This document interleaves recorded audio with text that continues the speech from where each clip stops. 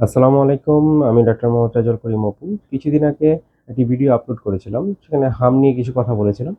তো অনেকে তারপরে আমাকে প্রশ্ন করেছেন যে আসলে আমার বাচ্চার তো ২ টা ডোজ টিকা দেওয়া আছে বা আমার ১ টা ডোজ টিকা দেওয়া আছে। এখন আমি কি করতে পারি? বা হামের লক্ষণ কিছু হচ্ছে না কিন্তু শুধু র‍্যাশ আসতেছে। এই ক্ষেত্রে আমরা কি করব? বর্তমান সরকার একটি পদক্ষেপ নিয়েছে আগামীকাল থেকে অ্যা আ প্রায় ১৮ টি জেলায় হামের বুস্টার ডোজ দিচ্ছে। যে সকল বাচ্চার ২ টি টিকা নেওয়া আছে তারা আগামীকালকে টিকা নিতে পারবেন। সেটা অবশ্যই তাদের বুস্টার ডোজ হিসেবে গণ্য হবে।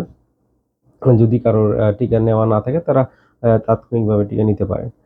আর শরীরের ইমিউনিটি বুস্ট আপ করার জন্য আমরা vitamin A, vitamin C, vitamin D এগুলো নিতে পারেন। আর যদি হামের লক্ষণ দেখা না দেয়, শুধুমাত্র জ্বর এবং ঠান্ডা থাকে তাহলে সিম্পটমেটিক ট্রিটমেন্ট করে নিলেই ভালো হবে।